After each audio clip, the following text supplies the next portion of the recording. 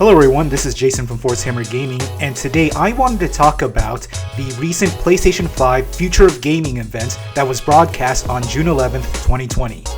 Right off the bat, I just wanted to say that overall, I liked what I saw. We got a good look at the hardware, as well as many videos for upcoming games. So to start off, I just wanted to talk about the hardware, specifically the controller. I know that images of the controller were released earlier, but I just wanted to emphasize how much I really like the sleek look of this new PlayStation 5 controller. The controller has many features on it, but for me the one that I found most interesting was the built-in microphone. With this feature, now you don't need a headset in order to communicate with your teammates. As for the look of the console itself, it was interesting. I mean, it's definitely not how I expected the PlayStation 5 to look. It has this almost weird alien-ish type look to it, and it's definitely going to be a love or hate it design. That being said, as long as it plays our games properly, I don't think it'll matter in the long run. Now, during this presentation, Sony revealed two consoles. One that has a disc drive, and another one that is digital only. Sony didn't reveal the prices for the two consoles. However, if I had to guess, I would say that the digital-only version will be probably at least $50 less than the normal disc version, probably no more than $100 less.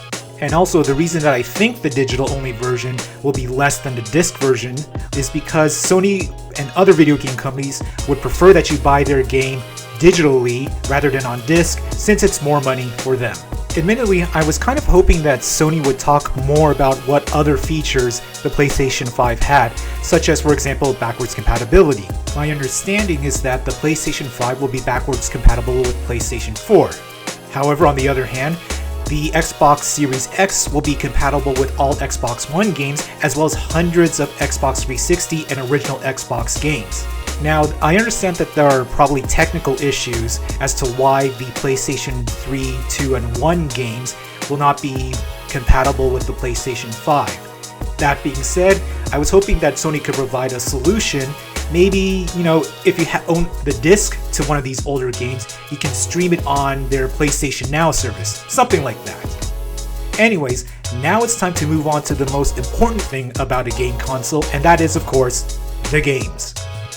Sony showed off a large number of games, ranging from weird indie titles to big budget AAA games. Originally, I wanted to do a top 5 or top 7 list, but it was really hard for me to decide which games to place where, so instead, I'm just going to go through the games that I'm really excited for in the order that they appeared in the presentation. First, and probably most obvious, is the new Spider-Man game starring Miles Morales. Two things surprised me about this announcement. One is that you get to play as Miles Morales, which is awesome, and two is that this game is supposed to be released in holiday 2020, which is only a little over 2 years since the PlayStation 4 Spider-Man game was released. It's no surprise that Sony wanted to make a sequel to their PlayStation 4 Spider-Man game, but I did not expect it to be released this soon. But you know what? I'm not complaining. Next up, I'm very excited for the new Ratchet & Clank game. As a fan of the series, I'm not surprised that a new game is coming out for PlayStation 5, but when I looked at the video of the game, it looked incredible. Lots of things going on, very colorful, and also it has that same Ratchet & Clank humor, so I think fans of the series will enjoy this one. Next up, Deathloop, which to me looks like a cross between BioShock and Dishonored, which actually shouldn't surprise me because the developers of this game are the developers of Dishonored. The action looks fast and furious, and it'll be interesting to see how this time loop mechanic factors into the game. That being said, I'm kind of hoping that this game does not have a morality system like in Dishonored 1 and 2, and will allow me to kill whomever I want, whenever I want, without me worrying about whether it'll affect the ending or not. Up next, Resident Evil 8. Even before the trailer revealed itself to be Resident Evil 8, I was already interested in this game because I like dark, gothic settings. Then, towards the end of the trailer, we see the Resident Evil 8 logo as well as Chris Redfield. I'm excited for this game because I really liked Resident Evil 7 and its take on the series, and here's hoping that Resident Evil 8 is just as good.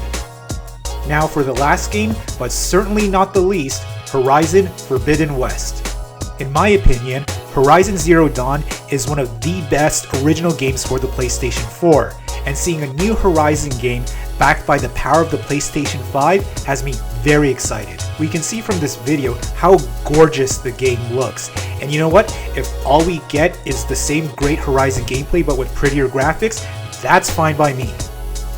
Now, there's actually one more game that I want to talk about, and it's more of an honorable mention, I guess you could say, and it's the remaster of Demon's Souls.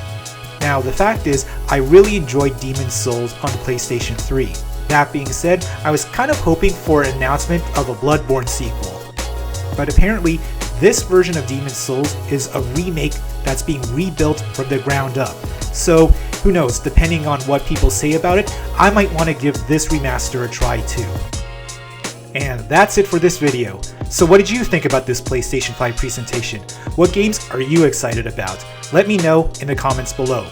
As always, don't forget to like, share, and subscribe, and be sure to check out my other social media accounts in the description below. Until next time, this is Jason from Force Hammer Gaming, signing off.